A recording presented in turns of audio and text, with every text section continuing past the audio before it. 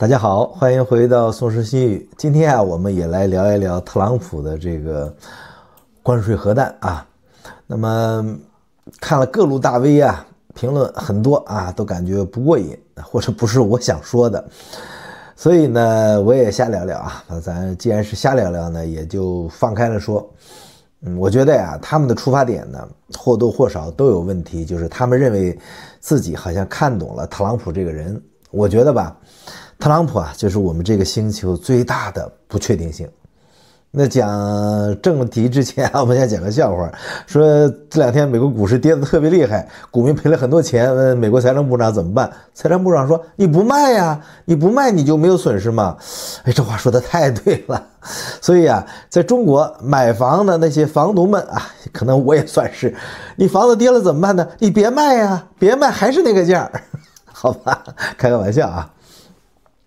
我们现在啊，可以说正在站在一个历史的转折点上，啊，当然我们这一代人还算是幸运啊，你看碰上了什么呢？个人计算机的发明，互联网的普及，手机的应用，赶上了全球化，那快老了是吧？这又遇到 AI 时代，然后就快退休了嘛，又赶上了贸易关税大战，所以二战之后的70多年啊。实际上全球呢一直是在追求一种越来越紧密的这种经济一体化啊，跨国公司它构建起遍布全球的这个供应链啊，产品设计可能在美国完成，零部件从日本、韩国、台湾采购，最终在中国或者越南组装啊。我也曾经是其中这一环里边的一颗螺丝钉，然后销往全世界。这个高度全球化的这种模式啊，就给世界带来了这种前所未有的繁荣和稳定，但是啊，就像古人所说的那样啊，大治之后必有大乱。如今呢，维系了半个多世纪的全球秩序啊，贸易秩序似乎啊正在松动。哎，特朗普的关税政策可能就是这个深层变化的一个最明显的信号吧。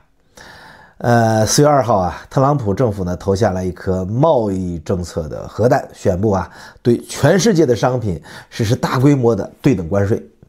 那这项政策的规模和范围啊都是前所未有的啊，对所有进入美国的商品，基准关税税率都是10%。这个呢已经从4月5号就是前天开始生效了。而对于那些被认为严重违规的大概约60个贸易伙伴，还要额外加征更高的关税。哎，这个呢将在4月9号就后天生效。所以具体来看啊，中国啊将被征收34%的新增关税，那加上已有的20%，所以总计啊高达54%。那越南商品啊将被征收46%的关税，柬埔寨呢是49%，台湾是32%。欧盟呢是20%，日本呢是24%，韩国是25%。所以这就意味着呀，无论是从中国、越南还是台湾进口的这些产品，价格都会大幅上涨。所以市场的反应啊是非常剧烈的。美股啊就出现了2020年啊，就新冠疫情以来最严重的单日暴跌，就是我们说的笑话里边内容。道琼斯啊指数重挫了近1700多点啊，标普500的指数呢下挫了近5%，科技股纳斯达克指数呢暴跌了6%。特别值得注意的是啊，美国的科技巨头和品牌商受到的打击呢是最为严重，苹果下跌超过9%，戴尔呢下跌19%，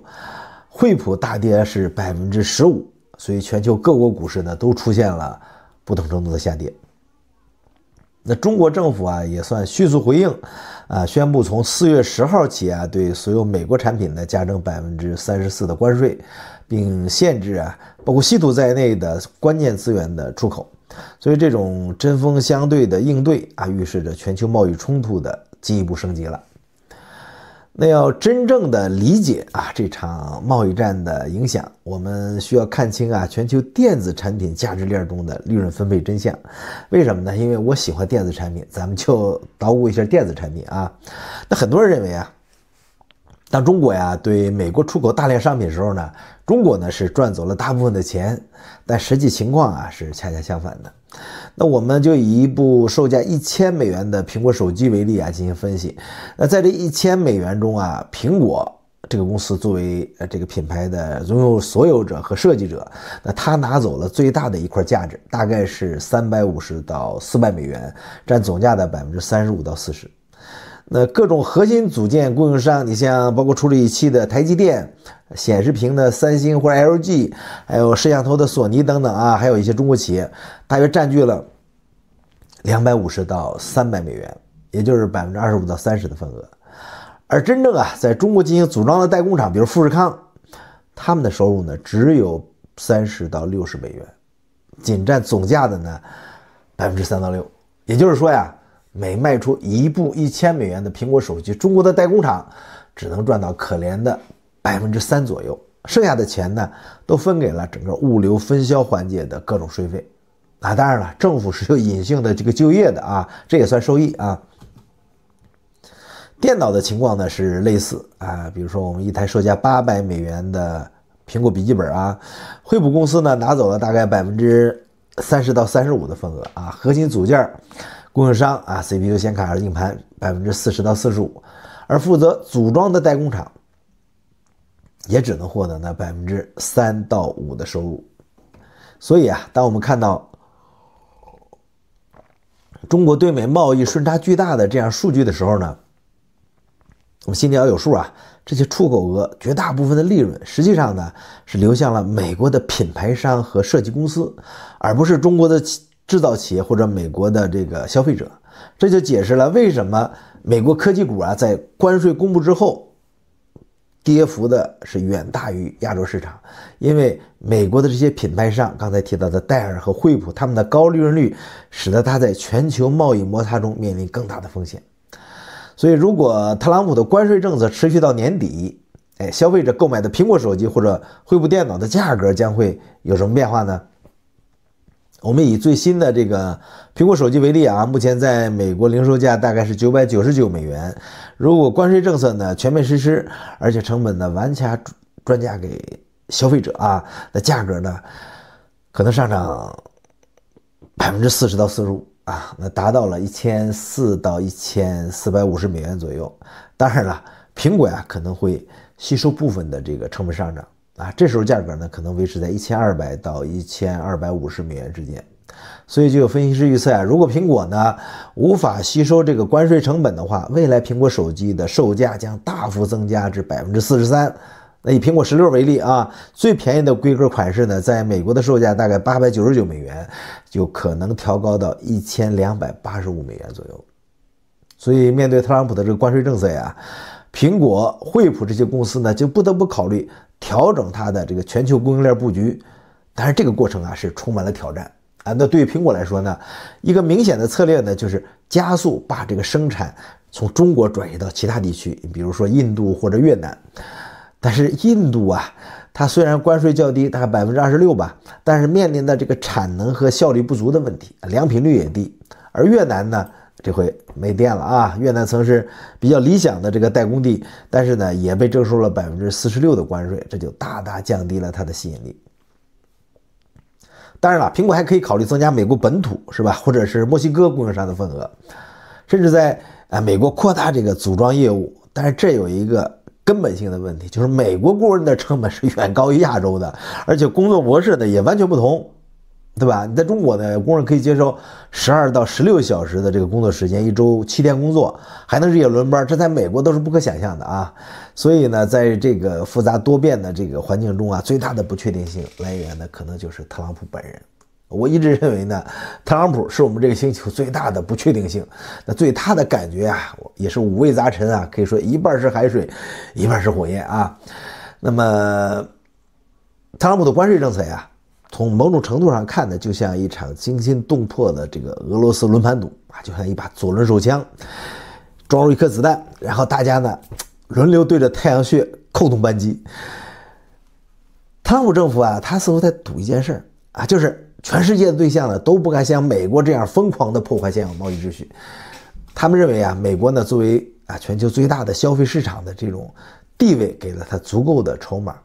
啊，这也是对美国韭菜的信心啊。怎么呢？工资到账不过周末啊，不像中国的韭菜都存起来啃榨菜，所以呢，让他可以肆无忌惮的扣动扳机，而其他国家呢，可能因为害怕失去市场而不敢还击。这就是一场极具风险的赌博，因为没有人知道啊，这个子弹在哪个转轮里边。所以当特朗普宣布对中国商品征收54%的关税的时候啊，他可能预期中国呀会妥协退缩，但是中国呢选择了立即对等反制，起码短时间内是这样啊，他们去种树了，似乎就种树啊就没有了加关税的这个事儿啊。当他对欧盟啊征收20%的关税的时候呢，欧盟呢是准备以牙还牙。这起码表面上看起来啊，就像每个国家呢都勇敢的拿起了那把左轮手枪，对着自己的太阳穴扣动扳机，没有人肯认输。但是如果特朗普的赌注最终赢了呢？啊，这种可能呢看起来是比较渺茫的啊。但是啊，也不能完全排除啊。如果中国、欧盟和其他主要经济体最终无法承受失去美国市场的压力，不得不在谈判桌上做出实质性让步。如果美国企业呢，就是成功的重组了供应链，是吧？把制造业部分回流到美国本土，如果美国的消费者呢愿意为买美国货支付溢价，那么特朗普呢赌注啊可能会带来几个潜在的胜利成果，就是美国可能获得部分制造业就业。另外呢，减少了对地缘政治对手，比如中国的经济依赖，就迫使其他国家降低对美国的贸易壁垒，并且重新确定啊它在全球贸易规则制定中的这种主导地位。所以啊，特朗普的这个决策模式往往是难以预测啊，可能基于他个人的直觉，而不是这种机构的这种政策研究。所以他的谈判策略啊是多变的，有时候强硬的立场呢就是谈判手段，有时候呢就是实际目标。所以就算是面对市场的这个大幅下跌，特朗普的这个政府官员呢仍然坚持他们的政策方向，说股市下跌那不是我们政策的事儿，那就是你这个六大啊，就科技六大你股票不坚挺。所以这种不可预测性啊，就让企业和各国政府呢必须准备应对各种可能的情景。当然了，在这场国际轮盘赌中啊，伤害最深的可能也包括美国的企业和消费者。就像我们说的啊，美国品牌商在全球价值链中啊，它是获取了最大利润的，所以它也面临最大的风险。美国消费者呢会承担产品涨价带来的实际负担。所以呢，美国昨天科技股大跌，这没有什么好奇怪的啊。那特朗普呢，他似乎认为啊，通过施加高关税，他可以迫使全球各国来向他跪下来谈判。这就是像赌徒在牌桌上，我推出了全部的筹码 all in， 希望对手呢因为害怕而退缩。而实际上呢，这种策略啊也可能引发一场全球范围内的经济战争，子弹最终呢也可能会射向美国自身。美国呀虽然是全球最大的消费市场啊，它占了世界市场的大概28%左右，但是啊其他国家虽然会受到影响啊，但是不至于说无路可走。这就是关于美国国运的这个轮盘赌啊，代价可能极为沉重啊。如果特朗普判断错误，认为其他国家他不敢对抗美国，而实际上呢，他们选择了共同承受短期痛苦，并且去寻找替代市场，那美国呀可能面临通胀加剧、消费者购买力下降以及企业利润萎缩的3重打击。所以这颗经济子弹一旦击中了美国经济的太阳穴，那后果是不堪设想的。那很多在中国待过疫情这几年的朋友啊，可能都深有感触啊，都觉得呢其实是有可能的啊。但说实话啊，我们把这个结果啊简单的划分成特朗普赌赢或者特朗普赌输，可能过于二元化了，是吧？就现实世界中啊，很少有这种非黑即白的这种结局啊，就跟我们看待川普这个人一样啊。那最有可能出现的情况就是什么呢？关税啊造成的足够经济压力和市场波动之后呢，最终各方呢会走向谈判桌，达成了某种妥协。所以这种妥协啊，对特朗普来说可能恰恰就是最好的结果。不管是从经济角度还是从政治角度，他可以向他的支持者宣称啊，我强硬的保护了美国利益，促使其他国家做出了让步。同时呢，又通过适度的缓和式立场啊，避免全球贸易这种战带来的经济灾难。所以对特朗普而言这场关税博弈的真正目标可能从来就不是实现经济上的完全胜利，而是为自己赢得政治资本，巩固他的这种强硬的保护主义的形象，为可能的2025年的这个所谓的总统任期奠定个基调以及中期选举那当然这些还是无稽之谈的。那么现在来说这种以政治利益为导向的这种贸易政策很可能会给美国和全球消费者带来持续的物价压力。即使最终达成了某种妥协，那全球供应链的这个重组和效率损失已经造成了这种成本上升，它不会轻易损失，就是一下就没有的，是吧？所以我们很可能会看到电子产品、服装、家居用品以及日常消费品价格呈现结构性的上涨而不仅仅是暂时的波动。那更重要的是呢，这场贸易冲突可能会给全球贸易体系留下长期的伤痕。大家都有戒心了，所以各国呢会更加谨慎的管理供应链风险，减少对单一市场的依赖。这就意味着全球贸易的效率会降低，成本会上升。那企业呢会更多的去考虑政治风险，而非纯粹的这种经济效率。这最后也会转化成消费者需要支付的这种额外成本。所以当年在全球化的这个浪潮到达顶峰的时候，应该是2005年吧，这个托马斯·弗里德曼他写了一本书叫《世界是平的》。那么今天特朗普正在告诉我们，地球也许不那么平国界关税和地缘政治会再次变得非常重要。这场巨大的这种 swing 摇摆可能就是我们人类历史上的常态就是大治之后必有大乱，而大乱之后呢，又会建立重新的新的秩序所以这种秩序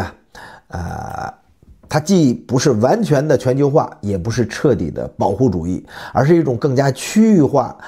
更注重安全和韧性、更加复杂的这种全球经济的体系。所以在这个新体系里边呢，政治考量和经济效率会达成一种新的平衡，价格可能会更高，但是供应链可能会更稳定。所以在这种大变局中没有绝对的对和错没有绝对的这个对错的话呢，只有不断调整的力量平衡那么在全球化确实不是简单的对变成了错这个在经历一个再平衡过程之后呢，它会从过度强调效率变得更加注重这种安全也好、韧性也好，是吧？从无差别的开放到更加谨慎的合作那么作为我们说我们这一代人可以说经历了就是几乎这个应该说历史的见证者或者参与者，我们需要保持清醒的头脑就比较审慎的反映这个转变带来的机遇和挑战，同时也为可能持续的物价上涨做好心理和财务准备。前面是开玩笑该卖还是得卖这个房子握到手里边，最后可能就彻底没戏了。毕竟大治之后的大乱从来都不是没有代价的，好吧？谢谢大家收听，你有什么想法呢？可以在评论区留言，瞎聊只要不骂人，我都会看，都会评。谢谢大家收看，我们下次再见，拜拜。